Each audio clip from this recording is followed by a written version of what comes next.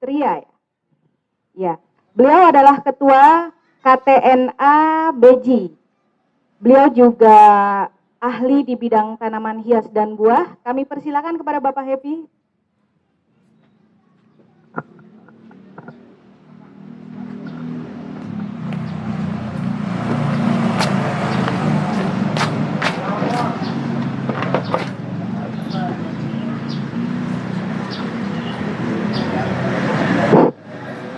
Bismillahirrahmanirrahim. Assalamualaikum warahmatullahi wabarakatuh. Alhamdulillahirrahmanirrahim. Wassalatu wassalamu ala asrofil anbiya'i wal mursalin wa ala alihi wa sahbihi ajma'in. Raditu billahi rabban wa bil islami dinah wa bi Muhammadin nabiyya wa rasulah rabbi jidna ilman nafi'ah wa nifa'ah. Yang saya hormati Bapak Ketua Yayasan Bapak Widianto, yang saya hormati Bapak Ketua RW Bapak Kisnadi, yang saya hormati Ketua Panitia Bapak Kusnadi, Bapak-bapak, Ibu-ibu yang namanya saya tidak sebutkan satu persatu, namun tidak mengurangi rasa hormat dan takzim saya. Marilah sama-sama kita memanjatkan puji serta syukur kita kepada Allah Subhanahu wa Ta'ala, yang mana pada kesempatan pagi yang cerah ini, atas rahmatnya dan karunia-Nya, kita masih bisa berkumpul dalam rangka kegiatan pelatihan budidaya tanaman buah. Selawat dan salam marilah sama-sama kita sampaikan kepada junjungan kita Nabi Muhammad SAW, kepada keluarganya, sahabat-sahabatnya, insya Allah sampai kepada kita sebagai umatnya. Di sini mengawali pemaparan materi tanaman buah. Di sini mungkin saya memperkenalkan diri. Nama saya Happy Satrianom. Saya tinggal di Kelurahan Kukusan, Kecamatan Beji. Saya kalau untuk latar belakang pendidikan sebenarnya sangat tidak nyambung. Saya sendiri sebenarnya pendidikan saya S1 Ekonomi Manajemen, Pak. Jadi di tanaman sama sekali nggak nyambung. Cuma memang kakek saya itu sebagai petani tanaman buah, pembibit tanaman, dan memang sejak kecil kita sudah terbiasa main dengan tanaman gitu. Ya kebetulan kelas 5 SD pun kita udah disuruh mencangkok, okulasi dan sebagainya udah jadi pekerjaan hari-hari. Nah, kebetulan juga ya karena keseharian seperti itu, hobi juga di tanaman, ya ternyata yang berkembang terus ya akhirnya hobinya seperti itu. Yang dia sekarang jadi pekerjaan saya sebagai petani. Saya sendiri kebetulan memulai usaha ini sebenarnya di awal itu di tanaman hias. Jadi kelompok saya itu pertama namanya kelompok tanaman hias biji asri yang adanya di Kelurahan Kukusan. Itu memang isinya hampir sama di sini. Banyakan pensiunan. Banyakan pensiunan dan juga sebagian pelaku dan sebagian besar itu pensiunan. Kebetulan juga pensiunnya ini kebanyakan pensiunan dari Kementerian Pertanian gitu. Ya, alhamdulillah jadi banyak sinergi kegiatan-kegiatannya. Nah dari situ saya banyak kesempatan untuk melakukan pelatihan-pelatihan baik itu tingkat kota ataupun tingkat nasional ya tentang budidaya tanaman hias, tanaman buah, baik itu pemanfaatan tanaman hias dari mulai kita merangkai, mendekor, semuanya banyak kegiatan-kegiatan yang saya dapatkan dari bergabungnya saya di kelompok tani seperti itu. Kemudian untuk pekerjaan yang sekarang saya lakukan, kalau untuk usaha saya di rumah itu ada usaha pembibitan tanaman, kemudian juga saya ada usaha penyewaan tanaman atau rental tanaman. Ya, alhamdulillah sampai saat ini saya masih pegang 7 kantor di bank. Kemudian juga untuk pekerjaan dekorasi ya setahun itu 2-3 kali masih kebetulan kita ada langganan di Universitas Indonesia, setiap ada acara disnatalis atau acara seminar, ya alhamdulillah kita sering dipakai untuk ngedekor kegiatan-kegiatan acaranya seperti itu. Untuk di pekerjaan di sifatnya kedinasan, saya ini pernah mengelola lab kultur jaringan agro unggul. Waktu itu ada kegiatan PPKIPM dari provinsi yang diadakan di DKP 3. Nah, kebetulan saya waktu itu sebagai salah satu pengelola lab kultur jaringan di, ya dulu tempatnya di BPP Ratu Jaya. Setelah di lab agro unggul sudah berjalan, dilanjutkan tahun 2010, dulu namanya UPR, Pusat Pembibitan Rakyat, yaitu itu juga yang diusahakan yaitu tentang tanaman hias. Nah, di situ juga saya mengelola kurang lebih 3 tahun, yang sekarang jadi kebun bibit TPA Cipayung. Nah, lanjut sekarang, masuk tahun ketiga, saya juga sebagai tenaga ahli penangkar di kebun bibit Cipayung sekarang, seperti itu. Mungkin itu latar belakangnya, Pak. Dan saya juga sebenarnya pegang beberapa maintenance kebun dan taman. Ya, salah satu yang sekarang masih saya pegang yaitu di Nanggerang. Itu ada kebun alpukat dan durian. Di sana kurang lebih luasnya ada sekitar 5 hektar. Alpukat sekitar 250 pohon. Durian yang sudah agak besar ada 50, yang baru ditanam kemarin kurang lebih 100-an. Dan campur ada tanaman jambu biji juga, ada nangka juga gitu. Dan di situ datang saya hanya seminggu sekali, jadi sebagai supervisi, jadi ngawasin, ngarahin apa yang harus dilakukan di kebun itu. Kalau untuk taman, ada masih beberapa taman rumah-rumah mewah yang masih kita pegang untuk maintenance-nya, perawatannya seperti itu. Cuman kebetulan juga kemarin saya ada tawaran di Sukabumi itu untuk mengelola kebun buah juga, kebun buah alpukat. Yang sudah ada buahnya itu usia 5 tahun, itu seluas 12 hektar, dan lagi buka kebun baru sekitar 50 hektar di daerah Parung Kuda. Cuma saya nggak mau nerima gitu. Karena bukan masalah, kalau untuk tawarannya sih sebenarnya sangat menggiurkan, gajinya gede, kurang lebih 10 jutaan itu per bulan, fasilitas juga mobil dikasih, rumah dikasih. Cuma saya nggak boleh pulang buru-buru, ya sekitar 2 tahunan saya harus konsen lah di sana. Cuma saya pikir kalau saya terikat oleh suatu perusahaan seperti itu, rasanya saya jadi dimilikin dia gitu. Yang gede, saya gedein orang, jadi bukannya seperti ini. Kalau seperti ini, ya saya masih bisa katakanlah jadi narasumber pelatihan, masih banyak bisa berbagi sama orang lain. Justru lebih banyak orang kebermanfaatnya seperti itu. Saya lebih berpikir lebih baik saya berguna buat banyak orang ketimbang hanya berguna sama satu orang atau perusahaan, dan itu juga dia besar sendiri, nggak membesarkan orang lain seperti itu. Mungkin itu hanya sebagai pembuka aja, Pak. Baik, kita lanjut. Di sini permintaannya kemarin dari Pak Kusnadi yaitu tentang budidaya tanaman buah. Nah, kebetulan kalau tanaman buah secara umum memang materi saya lebih ke spesifik tanaman.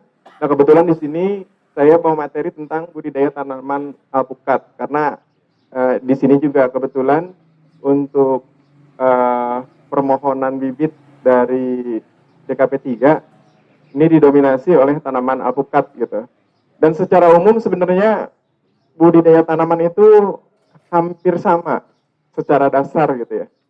Secara dasar SOP-nya sama, cuma nanti mungkin di perbedaannya di pemangkasan, pruning, kemudian kalau untuk masalah lubang tanam, jarak tanam, pruning awal, itu hampir semuanya sama.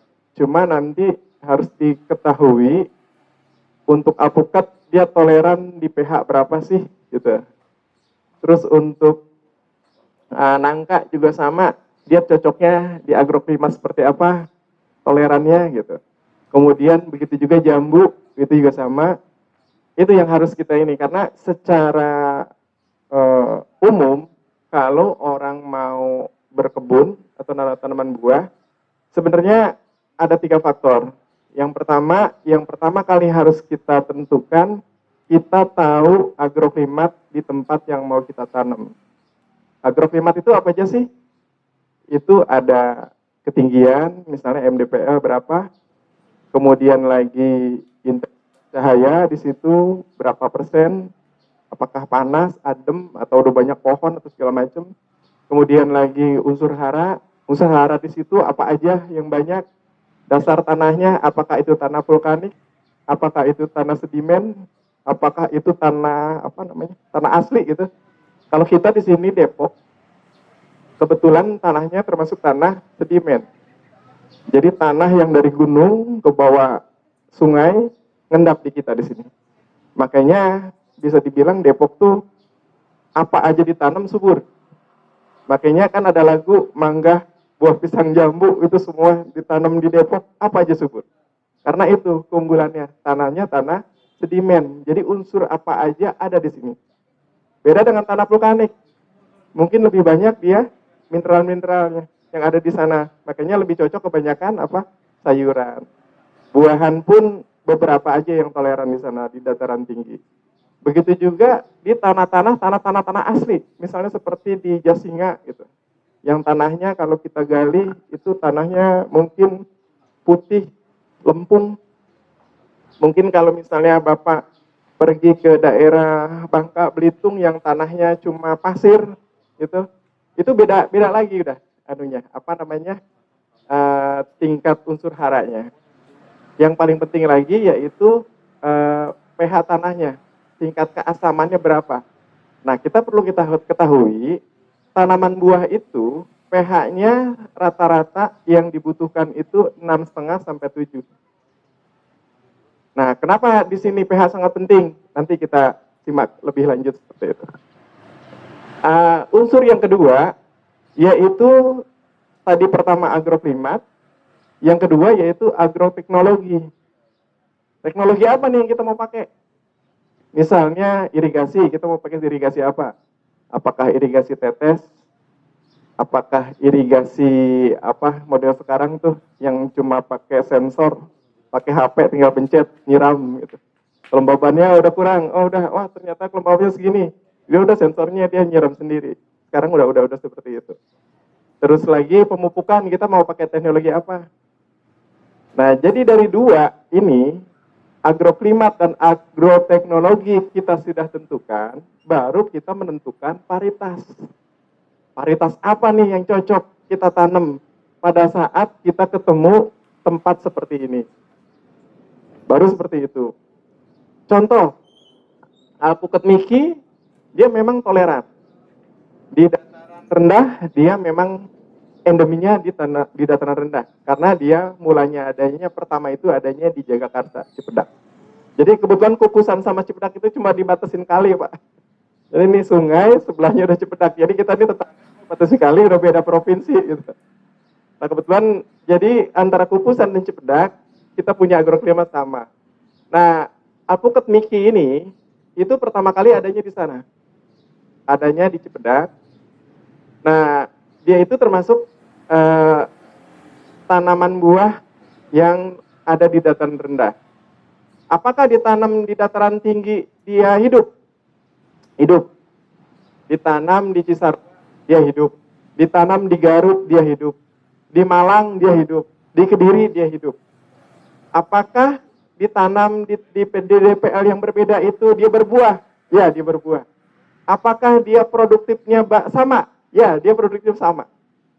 Jadi untuk produktivitas, adaptasi tumbuh segala macam, dia semuanya sama. Apa yang beda? Ya? Yang mempengaruhi itu, saya pernah makan, jadi begini, waktu itu saya pernah ada kopdar El Nusa. Kebetulan saya salah satu anggota kelompok alpukat Nusantara. Kita ceritanya kopdar di Pondok Rangon. Kebetulan datang hampir semua yang dari Jawa itu datang. Ada satu dari Lampung, Pak Yudi Abe juga dia datang. Nah kebetulan di sana ada salah satu teman bawa buah alpukat Miki dari Kediri yang ditanam di atas 500 mdpl. Dari bentuk gede sama, warna kulit, segala macam itu sama. Ceritanya mereka belah ini alpukat Miki. Nah kebetulan saya ikut icip. Nah ternyata pada saat dia dibelah, dari warnanya aja udah beda. Yang di kita kuningnya agak kuning pekat gitu ya, agak kuning gitu. Dia udah agak pudar, sedikit agak pucat. Kemudian yang kedua, pada saat saya gigit, legitnya nggak kedapet udah. Karena waktu digigit empuk, nggak legit lagi. Kan ciri khasnya Miki itu gurih, legit, ada manis sedikit, dan kuning. Ciri khas dia itu aslinya tuh seperti itu. Nah ini pada saat saya makan, dia lebih kelembut jadinya. Tandanya kadar airnya lebih tinggi. Dan rasa gurih airnya nggak dapet. Legit, karena legit nggak dapet, gurih nggak dapet, ya cuma biasa aja kayak kita makan gitu. Manisnya juga beda. Ya, jadi pada saat di MDPL yang berbeda, itu udah mempengaruhi ke rasa. Gitu. Makanya saya sih punya pendapat alpukat Miki Belimbing Dewa, dia itu punya keunggulan komparatif di kita di Depok.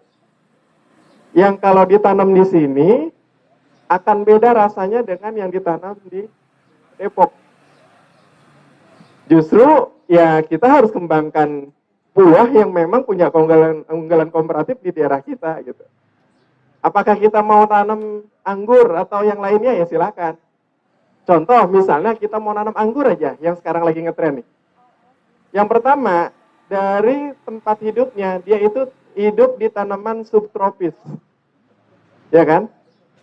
Yang kedua karena di subtropis itu ada perbedaan cuaca yang agak ekstrim. Nah, makanya di sana dia ada masa istirahatnya. Nah, pada saat ditanam di Indonesia, yang mataharinya nonstop ada, kemudian juga berarti tingkat kelembapannya beda. Nah, salah satu kekurangannya, anggur itu mudah kena kutu. Baik itu kutu embun, kutu kebul, bakteri juga agak mudah. Makanya kalau yang nanam-nanam anggur introduksi yang dari luar, rata-rata nih harus pakai owning. Apakah itu pakai polikarbonat ataukah pakai plastik ultraviolet. Itu mau nggak mau seperti itu kalau mau bagus. Belum lagi perlakuan pemupukannya. Mungkin kalau kita nanam alpukat, katakanlah di lahan ini, ditanam, habis ditanam udah nggak usah dirawat dah, ntar juga berbuah. Bisa berbuah, masih bisa kita ambil hasilnya. Tapi kalau anggur, kita tanam di lahan ini, habis ditanam udah tinggal. Kalaupun dia berbuah, buahnya kayak boni kecil-kecil. Beda halnya gitu. Karena beda tanah, beda agroklimat sangat mempengaruhi seperti itu. Baik, kita lanjut aja ke materi. Ini hanya pendahuluan aja, langsung aja Pak. Nah ini untuk jenis-jenis alpukat. Alpukat ini sebenarnya asalnya bukan dari Indonesia. Jadi dia asalnya kebanyakan sih dari Amerika Selatan, dan kita mungkin lebih kenal di sini kalau ke supermarket sebutannya alpukat mentega aja ya.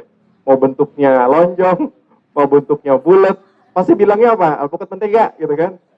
Padahal kalau kita lihat nama-nama alpukat banyak sekali itu.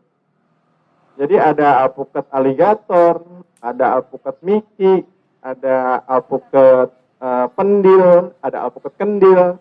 Malah ada alpukat yang alpukatnya satu, namanya 3. Tahu Pak alpukat apa? Ada alpukat Hawaii namanya Hawaii Jumbo. Dia punya nama di Jawa dinamain alpukat Markus. Tapi pada saat dia disertifikasi dinamain alpukat kendil. Padahal varietasnya itu juga Hawaii Jumbo. Jadi masing-masing daerah masing-masing namain. Padahal itu alpukat introduksi dari luar. Jadi secara umum alpukat itu dibagi, kalau secara bentuk dia ada yang lonjong, ada yang bulat. Kalau dari segi warna ada yang hijau, ada yang matang kulitnya hitam.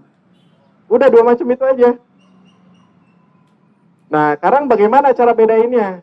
Untuk alpukat yang matangnya hijau dengan yang matangnya merah.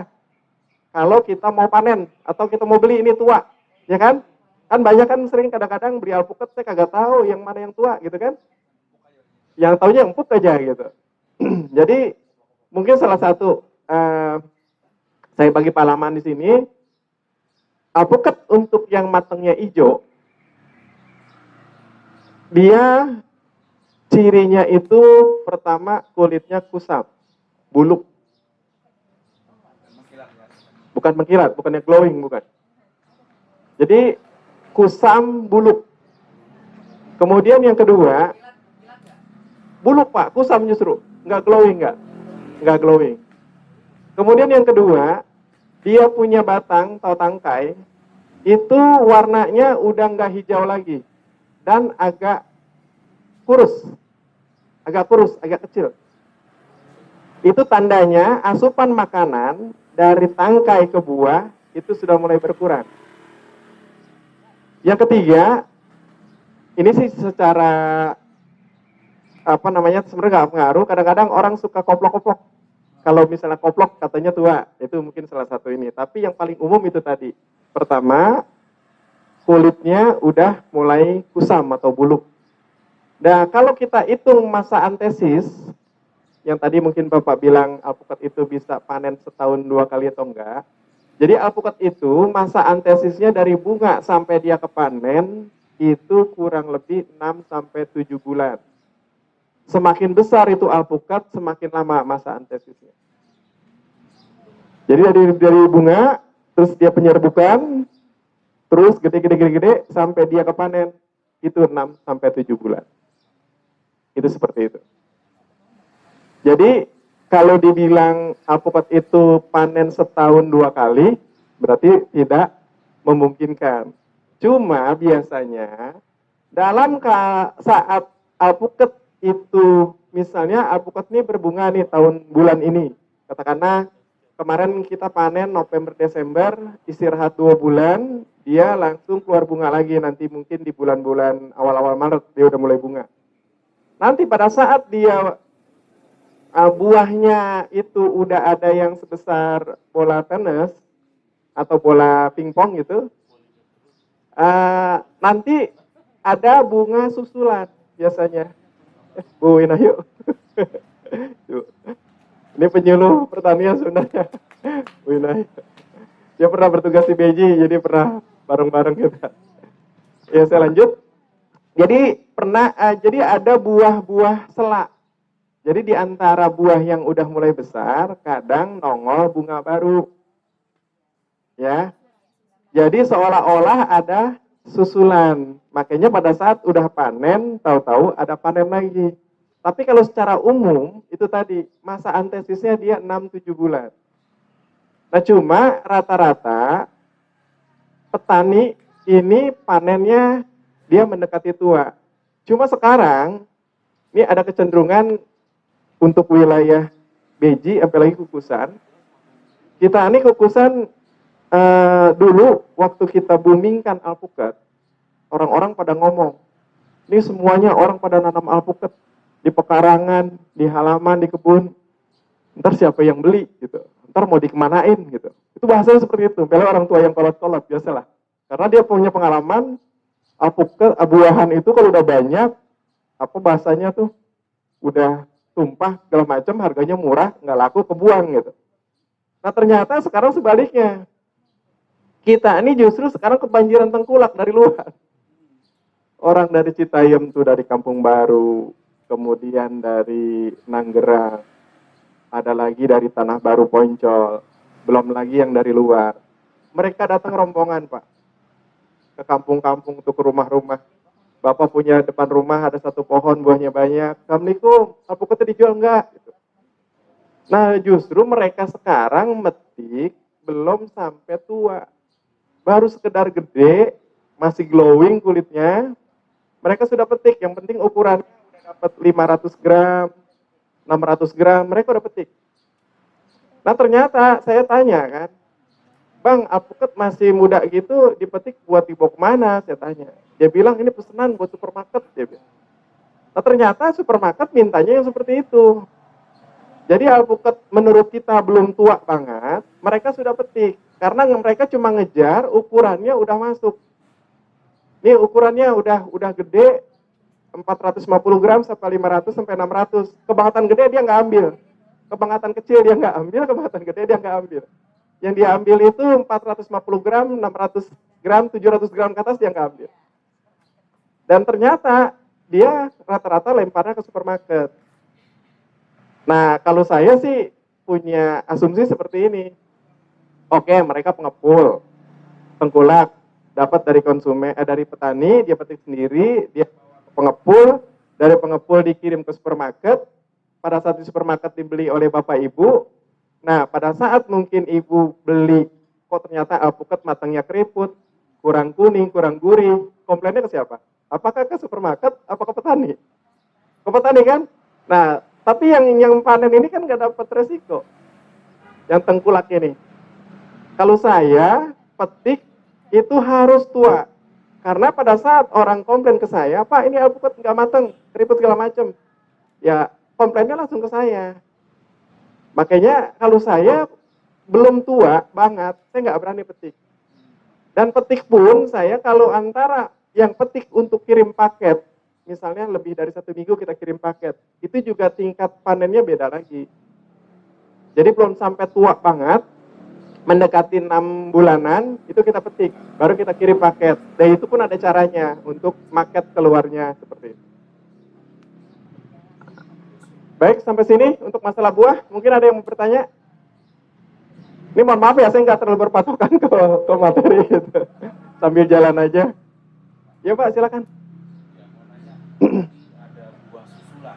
Iya. Kalau di jeruk itu namanya bujaseta. Bujaseta, iya. Buah berjenjang sepanjang tahun. Iya. Makanya boleh dikatakan jeruk lama itu karena ada perlakuan seperti itu. Iya. Nah kalau itu bisa nggak? Bisa di-maintain supaya buah ini berjenjang terus menerus. Bisa aja Pak. Cuma kita tidak mendapatkan kuantitas panen yang full. Enggak, maksudnya gini, pada saat kita panen secara serempak, kan kita bisa ukur kekuatan dalam satu pohon itu berapa. Terus yang kedua, pohon itu juga kan punya metabolisme. Ada perubahan dari fase vegetatif ke generatif. Nah, sudah barang tentu kalau pohon lagi fungsinya di generatif, dia udah jadi buah, ngegedein buah, tapi di satu sisi dia ada bunga. Sudah barang tentu makanan itu akan kepecah-pecah. Apa namanya prioritasnya? Sehingga ada mungkin yang harusnya dia memasuki fase vegetatif, harusnya keluar daun muda, cabang, tajuk segala macam, tapi dia harus ngedein buah. Akhirnya pohon nantinya pertumbuhannya tuh udah nggak sempurna. Iya. Kenapa? Kalau memang jatuhnya bapak pupuknya terus menerus mungkin bisa. Tapi apakah petani yang konvensional bisa seperti itu kan enggak gitu. Deskripsi dari tanaman ini potensinya kalau varietas ini satu pohon bisa menghasilkan berapa kilo atau berapa? Jadi saya pengalaman pribadi ini di rumah waktu itu umur pohon saya kurang lebih 6-7 tahunan, tinggi pohon sekitar 8 meter, tajuk lumayan lah, kiri kanan tuh tajuknya udah sekitar bentangan 10 meter, jadi ke kanan 5, ke kiri 5. Itu kita pernah sampai maksimal panen 4,5 kintal dalam satu musim panen. Itu saya petik kalau nggak salah 3 kali petik. Jadi selangnya pun nggak jauh, 2 minggu itu saya petik. Karena waktu itu saya tuh kalau panen, jadi list saya total dulu, baru saya petik. Misalnya pesanan ada berapa nih? Udah saya petik sesuai sama pesanan. Nggak pernah yang namanya saya petik terus saya lagi pajang atau apa enggak. Jadi cukup saya melayani list yang udah ada aja seperti itu. Satu pohon Pak. Saya jual waktu itu 30.000 jual petani sekali panen. Ya motor Beat baru mah kebelilah. Terus umur produksinya itu sampai berapa? Berapa? Umur produksi yang optimumnya itu berapa tahun? Jadi gini, kalau untuk perkembangan, alpukat Miki ini kan termasuk yang genjah ya, kalau bahasa kitanya sini, produktif gitu ya. Jadi dia 2,5 tahun sampai 3 tahun itu udah mulai belajar produksi, udah mulai belajar bunga. Nah nanti sambil jalan selanjutnya dia semakin lama semakin tambah lagi. Memang biasanya belajar bunga pertama dia kadang bunga gugur, kadang buah jadi 1 atau 2. Nanti tahun selanjutnya dia mulai banyak lagi seperti itu. Tapi semua nanti tergantung sama perawatan. Cuma memang antara pohon yang di pekarangan dengan pohon yang di kebun, tingkat perawatannya 1:10. Sangat berbeda.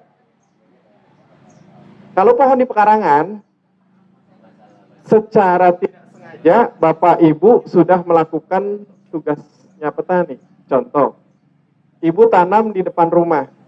Ternyata nggak jauh dari situ ada mungkin spiteng. Mungkin itu ada air kotor.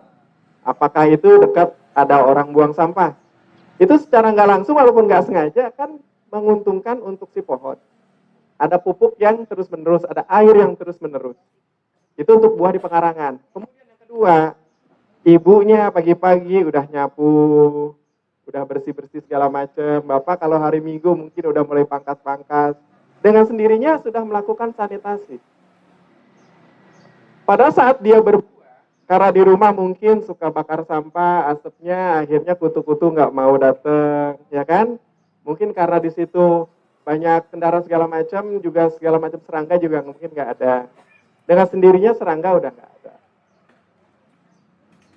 Karena mungkin itu tersendiri, yang lain kebun jauh-jauh, lalat buah pun nggak main ke situ. Jadi buah di pekarangan istilahnya sebenarnya nggak dirawat, dia masih tetap bisa kalau untuk alpukat. Karena di situ kita sebenarnya banyak keuntungan.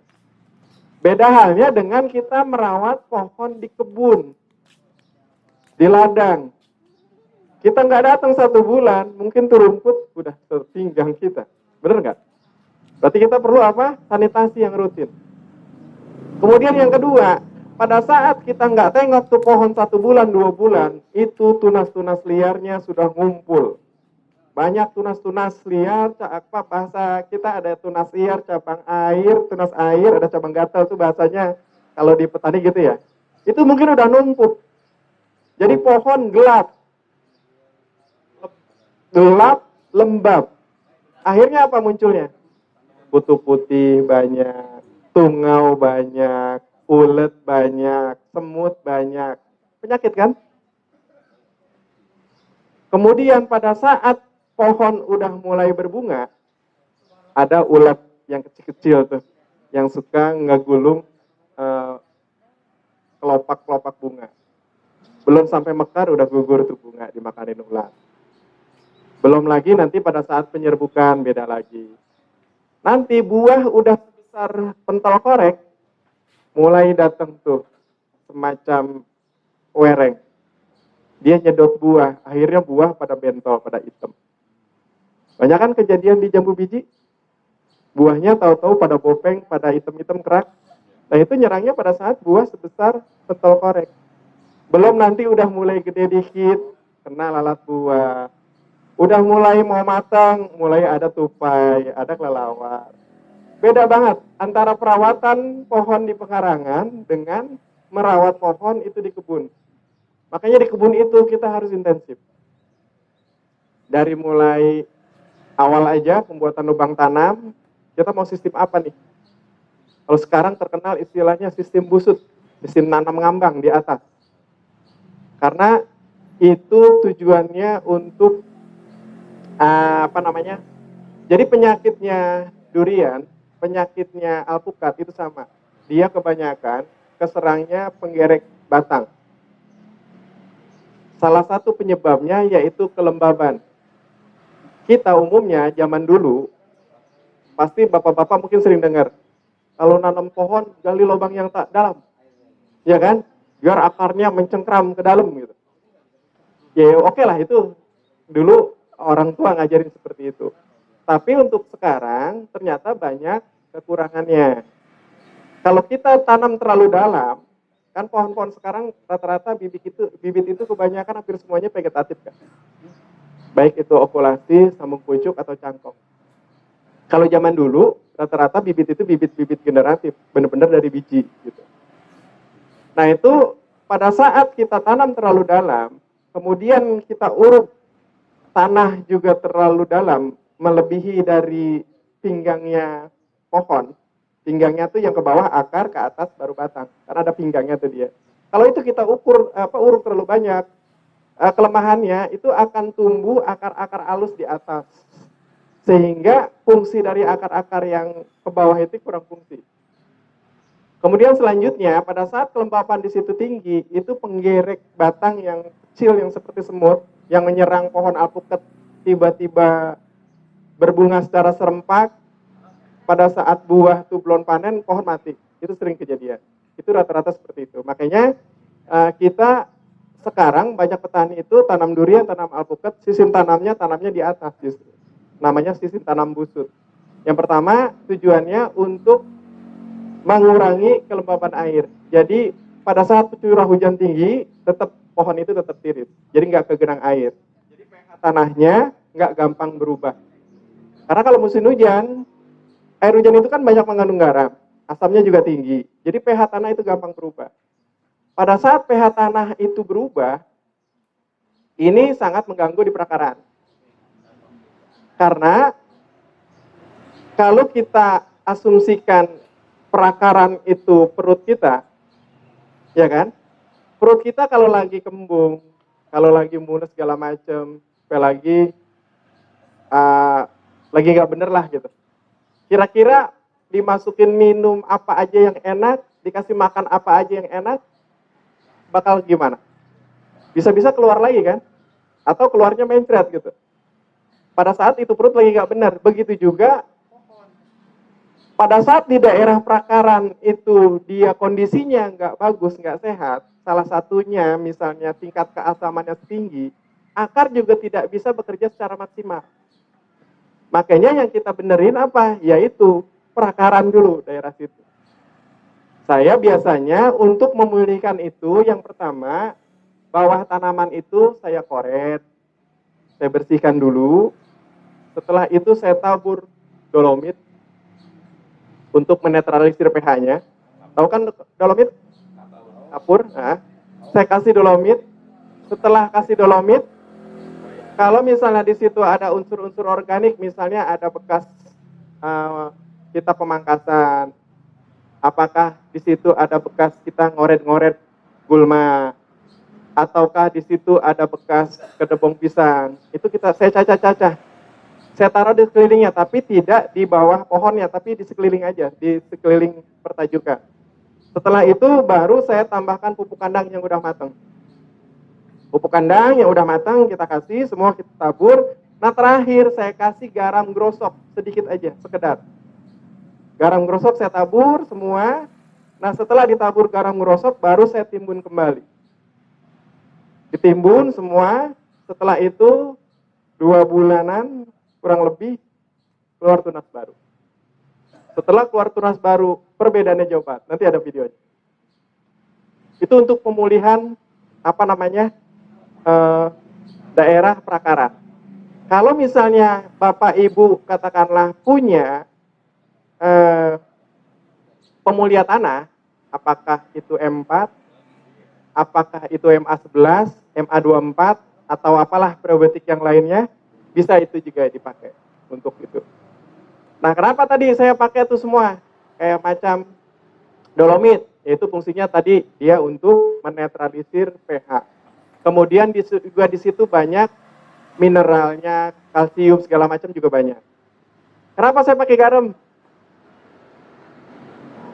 Pertama tujuannya garam itu untuk ngancurin itu tadi.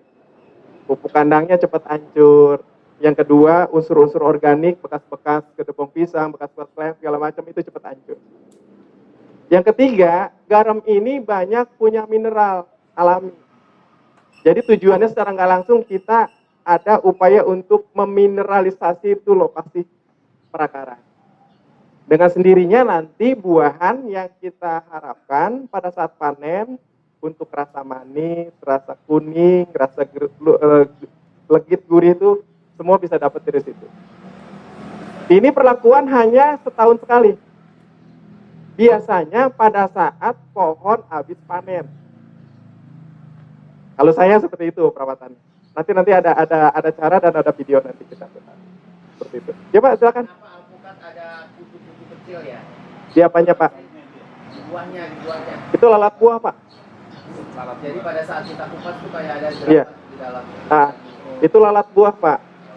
Lalat buah pada alpukat itu nyerangnya bukan pada saat buah masih kecil.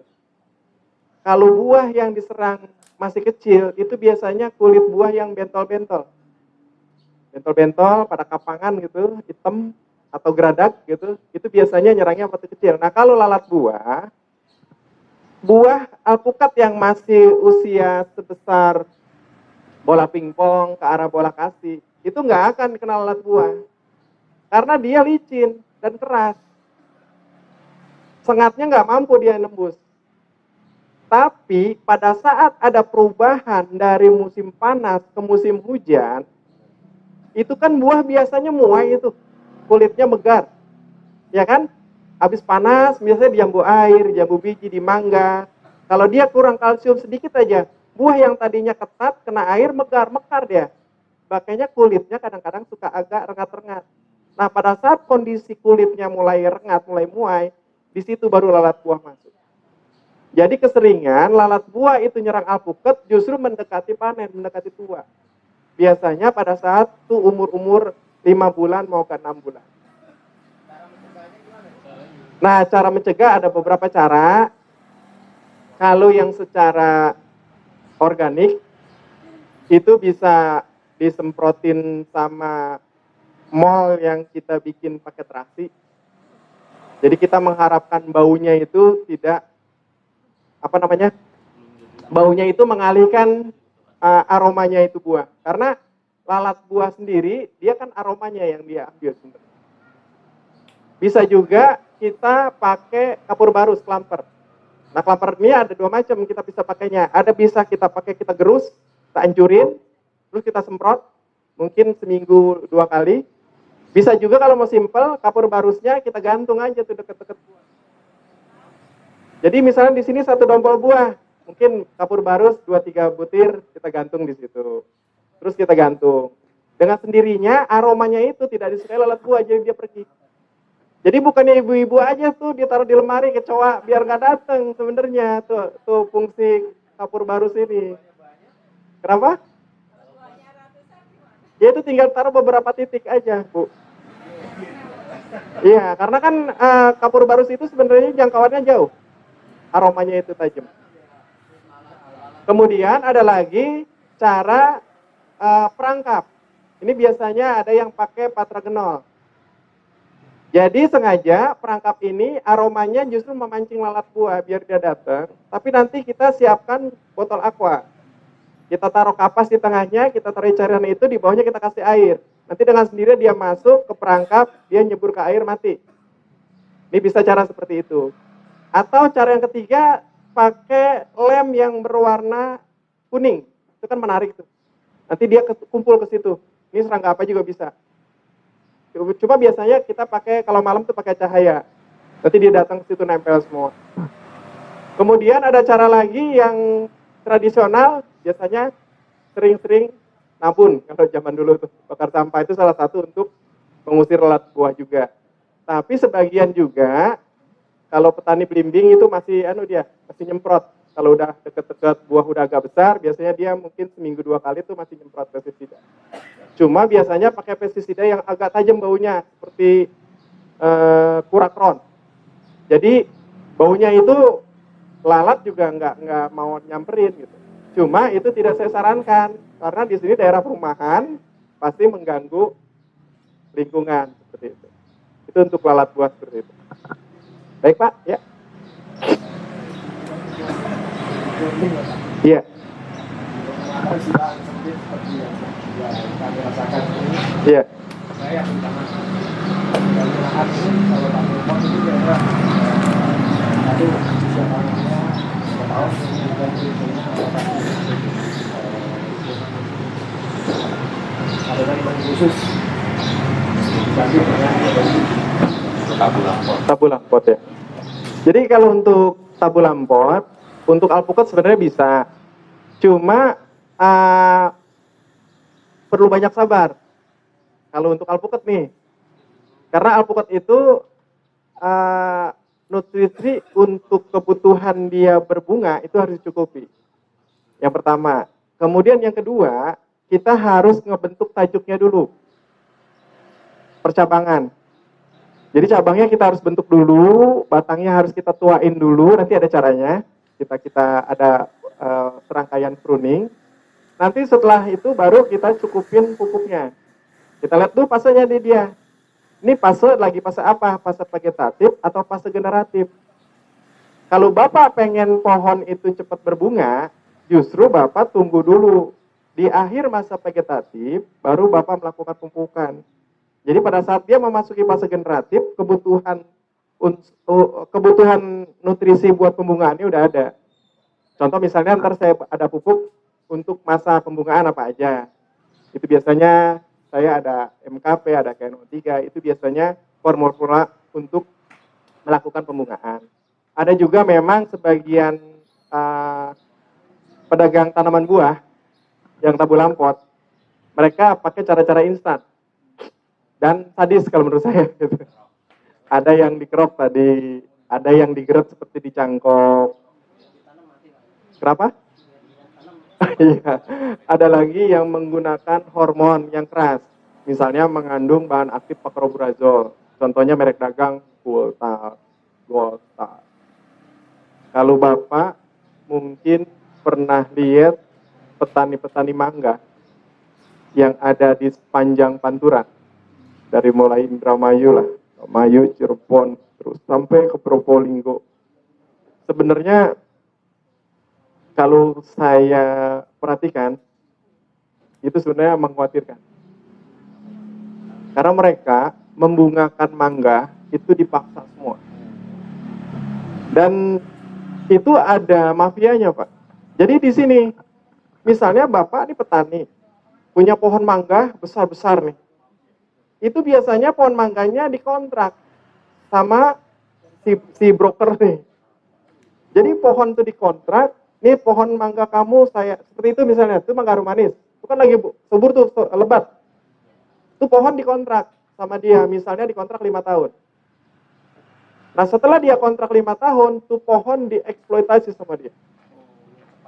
Disemprot pakai paclobrazol sama beberapa campuran pupuk. Nanti dia berbunga secara serempak, sampai ke batang-batang dalam pun dia keluar bunga. Keluar bunga, ntar buat manis dikasih apa lagi, buat lebat dikasih apa lagi, nggak rontok kasih apa lagi, semua tuh dieksploitasi tuh. Sampai dia panen. Ntar, besok yang setelah dia panen, itu pohon daunnya masih sehat, digenjot lagi sama dia, kasih lagi, berbunga lagi, terus sampai tuh pohon udah mau mati. Salah satu efeknya, pada saat pohon itu kelebihan bahan aktif paclobrazol, pohonan itu akan dorman selamanya, berhenti tumbuh, dia nggak keluar tunas muda, bahasa kampungnya meded aja, diem aja, tunas muda nggak mau tumbuh, dia diem aja udah. Dan nanti kalau kita kulet batang-batangnya, itu kelihatan di situ banyak bekas hitam-hitam, apa segala macam luka. Saya pernah punya pengalaman begitu, jadi pernah saya beli tanaman tabu lampot borongan. Jadi ada lapak, bangkrut, tanaman mangganya dilelang.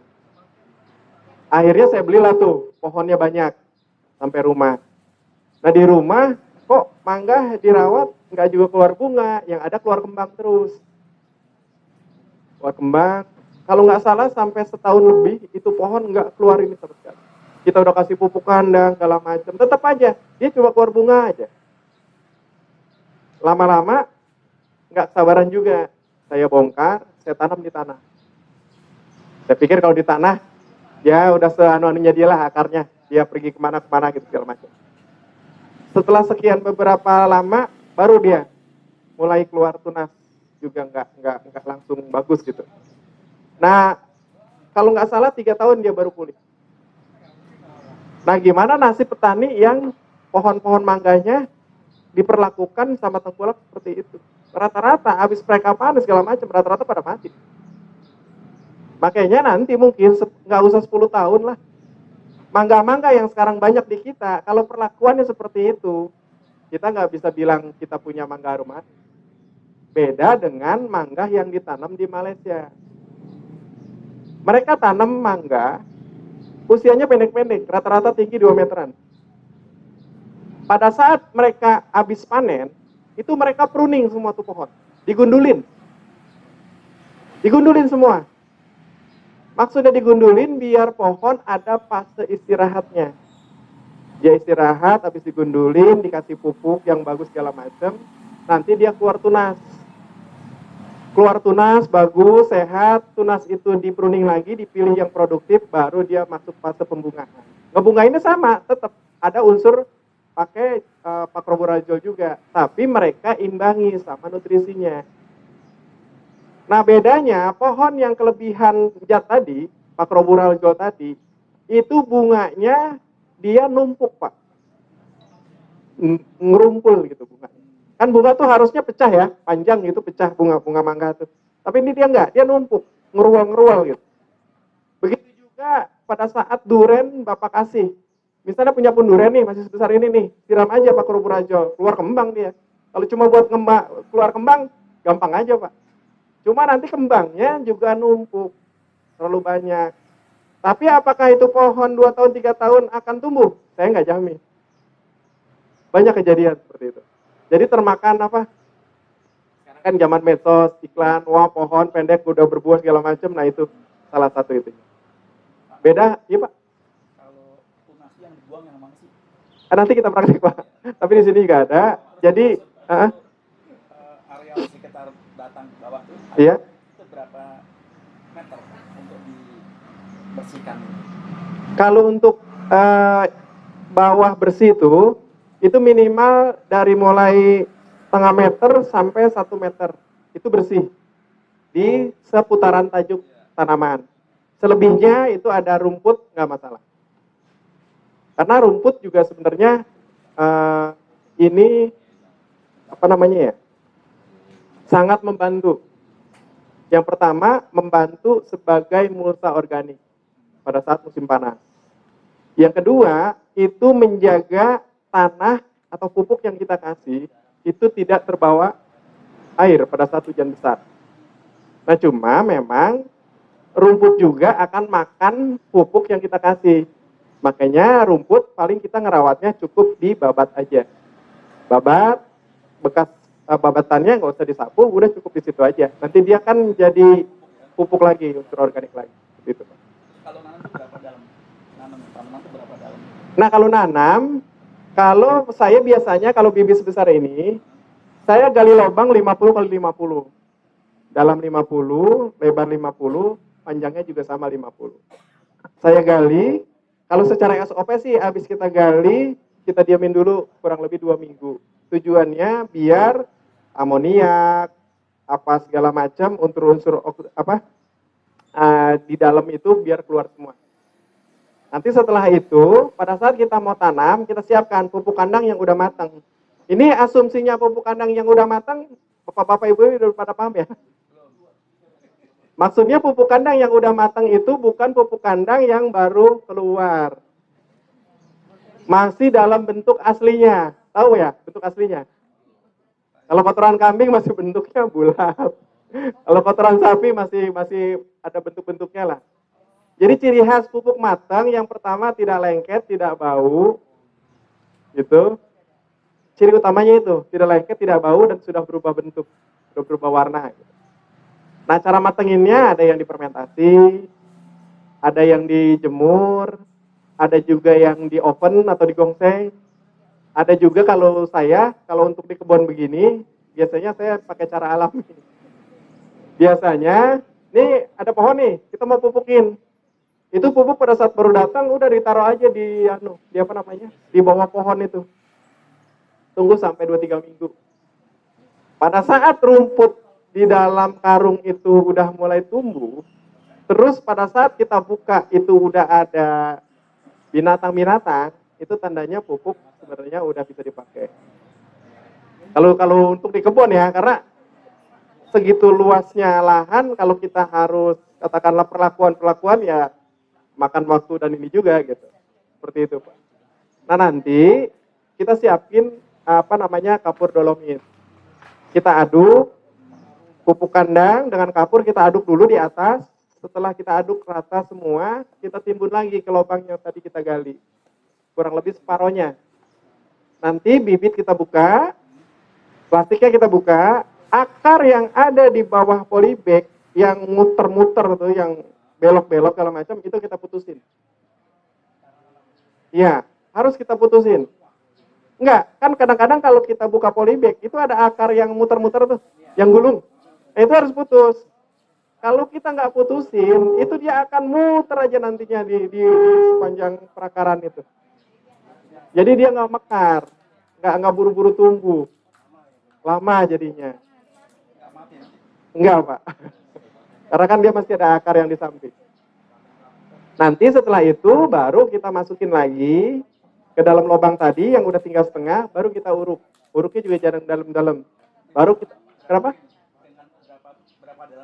Kita uruk selehernya polybag aja. Udah cukup segitu aja. Nggak usah terlalu dalam. Umpama itu permukaannya segitu, ya udah sebesar itu yang kita uruk. Udah. Sebesar tinggi polybag itu. Nah, baru kita bikin tali air pada saat kita nyiram biar air itu nggak kemana-mana. Pinggirannya kita bersihin, udah. Kalau memang kita nanamnya di musim panas, kita cari naungan. Misalnya apa paranet atau apa yang untuk biar dia matahari tidak terlalu menyengat. Tapi kalau kondisi lagi hujan gini sih nggak perlu. Terus kita kasih anjir, steger buat pegangan itu pohon supaya nggak ya kasih bambu atau kasih kayu. Maksudnya biar dia nggak kena angin atau binatang atau apa gitu, biar dia kokoh. Seperti itu Pak Warno. Nah. Ya lanjut Bu, mungkin di sini. Ini pemilihan pohon induk ya, kalau untuk memperbanyak. Yang pertama yaitu berproduksi tinggi. Kemudian kualitas buahnya cukup, sudah sering berbuah. Kemudian pertumbuhannya normal, sehat, tidak senang penyakit. Yang terakhir ini sudah dilepas sebagai varietas unggul, biasanya yang berlabel. Itu untuk tanaman buah kalau kita mau ada perbanyakan tanaman. Lanjut. Nah ini untuk persiapan perbanyakan tanaman. Ini sih sebenarnya cara ngebanyakin ya. Mungkin kita lanjut ke perawatan aja. Nah ini bibit ya. Nah ini kalau untuk pembibitan gini, ada yang paling penting yaitu tahapnya kita tahap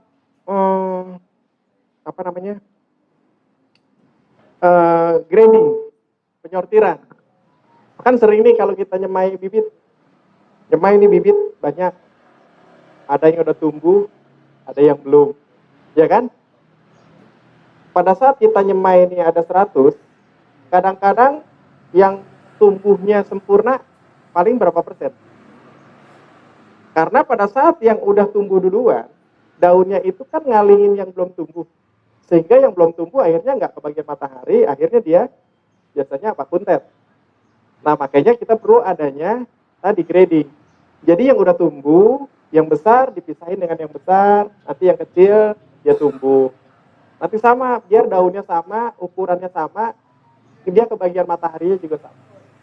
Ini salah satu fungsinya grading seperti itu. Jadi pohon itu jadi rata tumbuhnya. Gitu. Nah ini Ini saya lagi misyangin daun alpukat. Jadi kebetulan karena pohon induk di rumah tuh ada bersertifikat, jadi saya banyak kirim pucuk alpukat tuh seperti ini. Ini pucuk alpukat saya packing, saya kirim ke luar kota. Yang rutin itu pernah ada kontrak dengan saya, Pandeglang sama Padang. Pandeglang itu malah sempat sampai 10.000 pucuk alpukat kontraknya waktu itu. Kemudian Padang juga sama, sekitar 5 ribuan, cuma dia bertahap.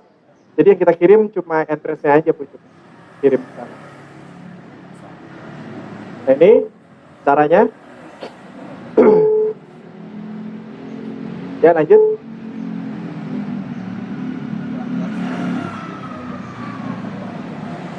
Ya, kurang lebih seperti itu. Ini lubang tanam untuk idealnya. Jadi kalau untuk di lahan-lahan terbuka, itu sebenarnya jarak tanam itu bisa di atas 5x5. 5x5, 6x6, atau 10x10. Tapi kalau kita di sini kurang ya karena lahannya terbatas gitu ya. Ya sebenarnya 3x3 pun masih enak. Yang penting tahu rumusnya. Jadi rumusnya pohon tuh, kalau kita mau tanam jarak pohon 3x3, 4x4, 5x5, pohon jangan lebih tinggi dari jaraknya. Umpama kita nanam pohon 3x3, ya tingginya jangan lebih dari 3 meter nanti. Biar ketersediaan matahari masih rata. Tapi pada saat Bapak tanam 3x3, pohon Bapak biarkan menjulang, nanti tengahnya kosong. Mereka berebut matahari, main tinggi-tinggian. Seperti itu. Yang penting ada rumusnya itu aja pokoknya. Ya, makanya kita butuh yang namanya pruning, pemangkasan. Kalau kita berkaca pertanian di luar, Australia, Thailand, belum lagi Vietnam, pohon buah itu nggak ada yang lebih dari 3 meter, Pak, Bu. Bahkan pohon nangka Cipedak, itu nggak ada yang 5 meter. Ngebungkusnya semua nggak ada yang pakai tangga. Pohon naik sedikit, itu tajuknya dikijak ke samping semua. Nanti buah udah adanya di samping semua. Bungkusnya juga gampang. Itu terlalu tinggi berarti ya? Mana, Pak? Tangga itu terlalu Iya, kalau udah tinggi begitu, pertama, pada saat dia berbuah, kita panen, kita butuh alat kan?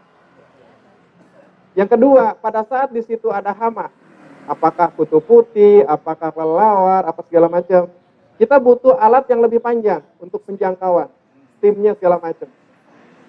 Kemudian lagi pada saat kita melakukan pemangkasan, pruning, untuk penjarangan dahan, kan juga butuh alat yang panjang.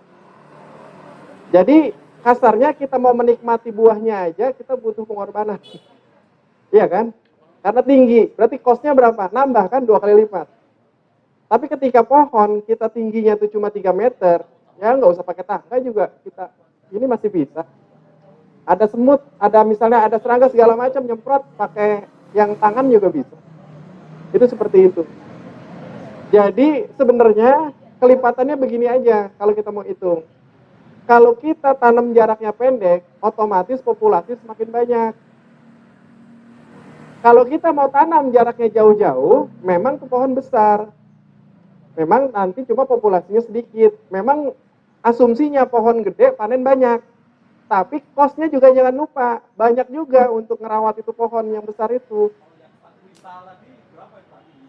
Kalau di rumah itu tingginya lebih kayak kurang lebih seperti pohon mangga itu. Oh, berarti kalau yang 3 meter ya enggak sampai 4 kuintal dong. Makanya nanti Bapak bisa bikin pohon dengan populasi yang banyak. Saya catat nih. Oh gitu.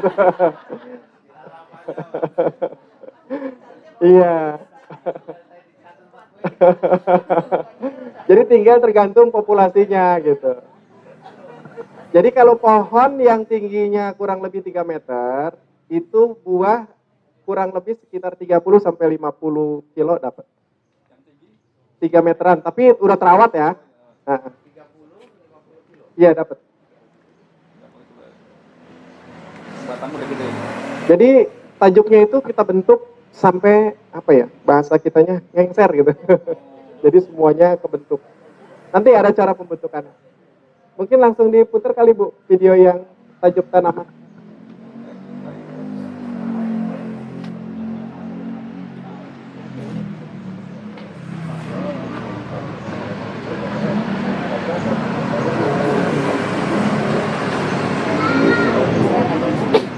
Nah ini pada saat kita pengolahan media tanamnya seperti ini.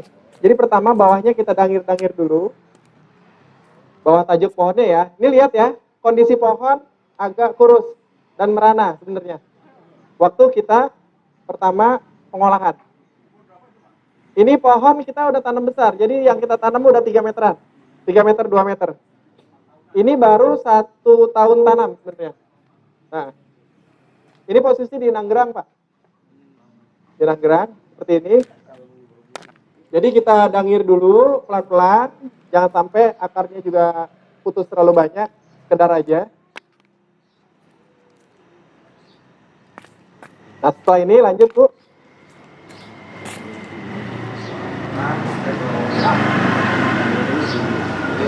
Pendek ya? Iya. Terus nanti yang apa namanya? Yang ini ke bagian ini, ember. Nah ya.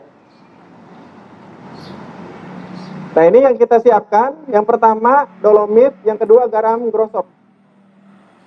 Lanjut di gambar yang selanjutnya, Bu. Di gambar-gambar itu aja. Nah ya itu.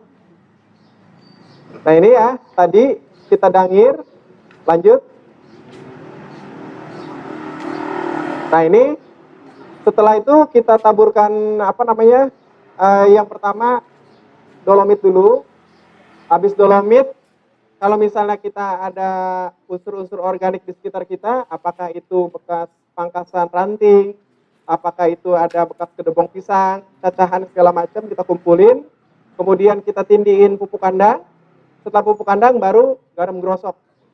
Ya, setelah garam grosok seperti ini. Nah, baru lanjut, Bu. Ya, lanjut. Nah, ini baru kita timbun. Kita timbun. Nah, ini setelah video tadi. Nah, ini setelah 2 bulan perawatan, daunnya sudah berubah. Setelah 2 bulan perawatan tadi.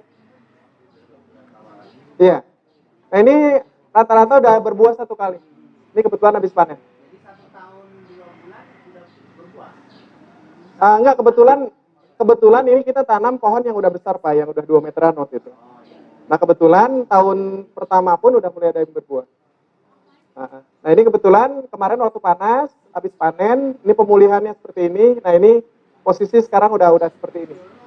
Setelah 2 bulan. Hah? Ini masuk aja, kita buat sebesar ini aja. Iya, naik pangkas. Hah? Iya. Ini saya pertahankan segini terus. Walaupun yang punya pengennya tinggi, tapi saya ini tanpa sepengetahuan dia, saya lagi ngerawat, pucuk ke atas saya potong, pucuk ke atas saya potong.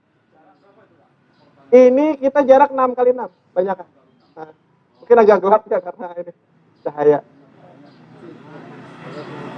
Kalau pendek segitu tuh banyak hamanya biasanya.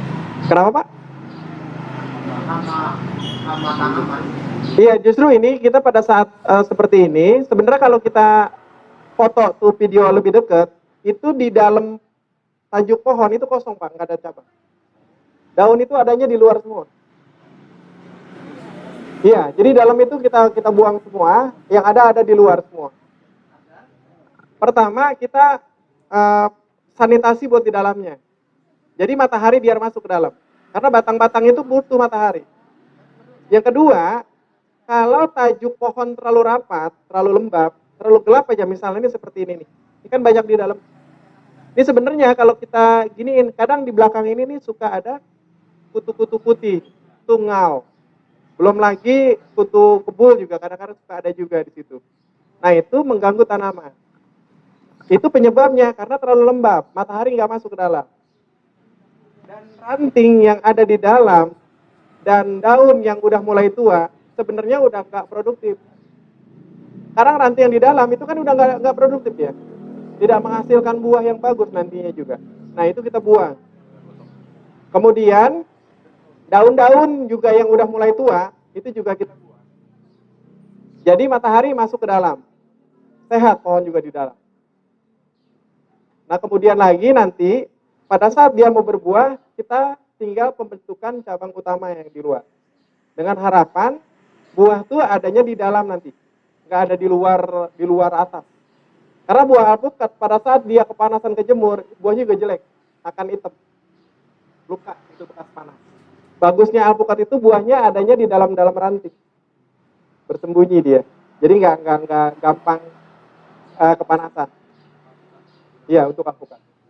Untuk jambu biji beda lagi.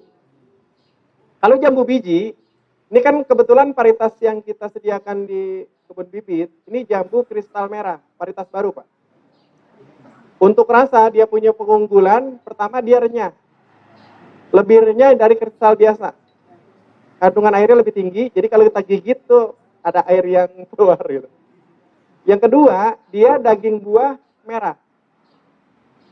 Sampai dia mateng, dia nggak bonyok, nggak lembek, tetap kekal, keras. Rasa manis, ada asam sedikit, jadi ramai rasanya. Nano-nano ya. Kalau jambu kristal biasa kan cuma manis datar aja kan, manis-manis jambu lah. Gitu. Ini bedanya itu. Kemudian dia untuk produktivitas sama dengan jambu kristal yang biasa. Nah cuma untuk biji juga sama, dia sedikit. Cuma memang dia butuh apa ya? Nutrisinya lebih banyak makanannya. Nah kalau untuk jambu, justru dia kalau mau berbunga kita pangkas dulu. Jenis-jenis tanaman seperti jambu, srikaya, ada yang punya srikaya sini? Srikaya. Jambu, srikaya, anggur, itu tanaman-tanaman yang harus dipruning dulu baru keluar bunga. Pucuk justru dia. Pruning kasar. Untuk jambu biji merah, tajuk bagus, itu malah harus kita potong dulu tuh pucuk-pucuknya. Nanti setelah pucuk kita potong, dia keluar tunas bareng bunga. Mirip, jeruk juga mirip. Jeruk limo, jeruk American Lamb, termasuk jeruk-jeruk manis juga sama. Itu seperti itu. Biasanya nutrisi ngikutin barang. Beda beda perlakuan. Kayak srikaya. Misalnya yang saya pernah pegang di Gunadarma dan di perawatan, itu srikaya new varietas yang jumbo tuh yang Australia yang gede-gede, yang bijinya sedikit. Itu kalau kita nggak pangkas, pohonnya liar begitu aja, buah paling 1-2. Kalau dia, kita perawatan setelah panen, pohon gundul semua. Nggak ada daun, botak semua. Habis kita botakin, kita semprot pupuk daun sama pestisida, karena biasanya bekas pohon lebat ada kutu. Setelah itu nanti dia keluar daun bareng bunga. Umum itu seperti itu. Setelah dia keluar daun bareng bunga, baru kita nyortir tuh. Buahnya. Malah bila perlu, penyerbukannya pun kita bantu. Kawinnya, biar buahnya nggak parpetot. Biasanya kan anggalanda, tirsak, atau srikaya, sering kan nemuin buah yang petot-petot kan. Bengkok-bengkok gitu kan. Iya kan? Itu salah satu akibatnya dia penyerbukannya tidak sempurna. Makanya kita harus bantu penyerbukannya. Biar buahnya tuh bentuknya bagus. Seperti itu. Sebenarnya durian juga sama, harus kita bantu penyerbukannya biar buahnya bagus bentuknya. Ya Bu? Sebelum pruningnya itu, Ya. sebelum berbuah boleh nggak kita pruning? Ya justru kalau pruning itu kita pengen dia berbuah. Yang awal sebelum dia berbuah. Iya, kita pruning.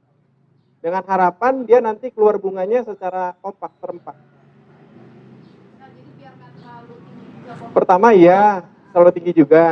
Yang kedua, pohon juga ada masa istirahatnya. Saya pernah bilang aja, jangan dipotong dulu karena belum tahu nanti berbuah apa enggak. Gitu. Oh gitu. Mindsetnya dia masih inget yang itu Iya.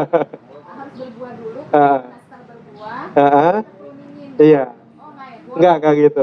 Jadi kalau untuk jambu biji, mau jambu biji merah, mau jambu kristal merah, kristal biasa, jambu sukun, itu harus. Nah beda halnya dengan perlakuan jambu sukun. Tahu jambu sukun? Jambu biji tapi yang bijinya benar-benar nggak ada. Itu ada tuh jambu sukun namanya. Hah?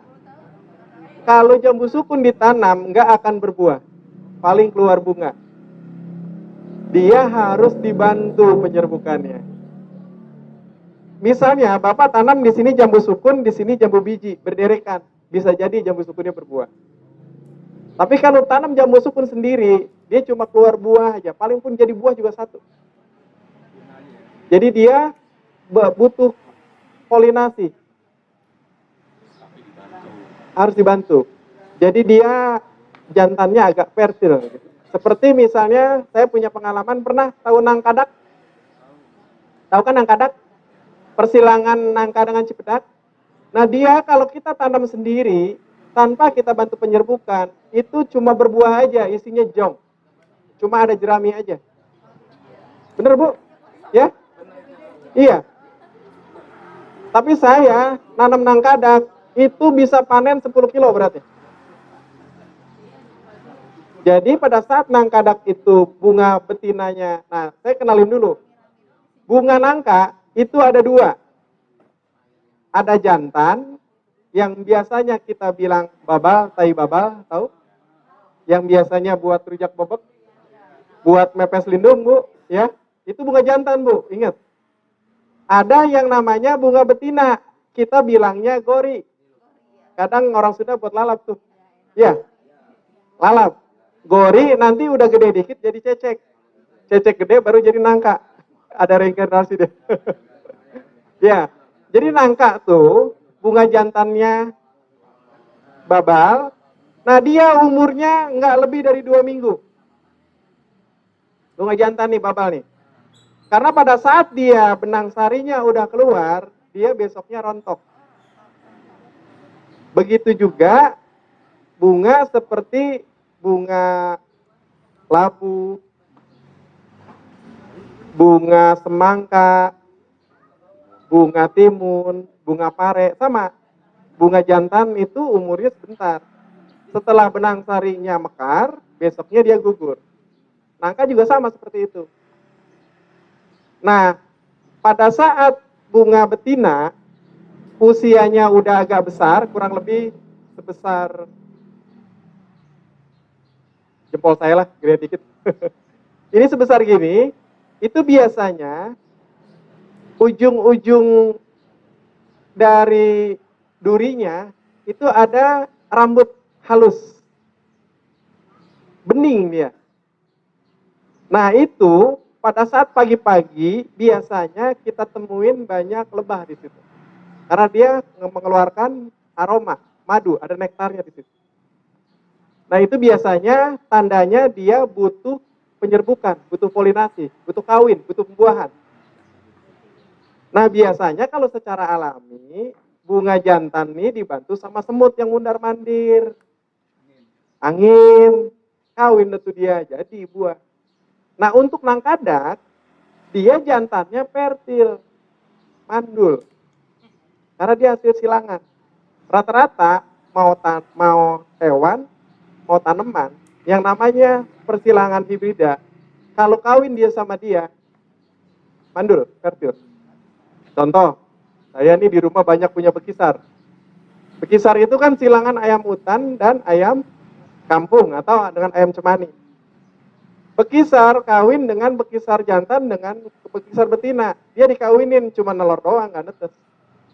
Tapi pada saat bekisar ini kawin lagi dengan ayam kampung, ya dia netes.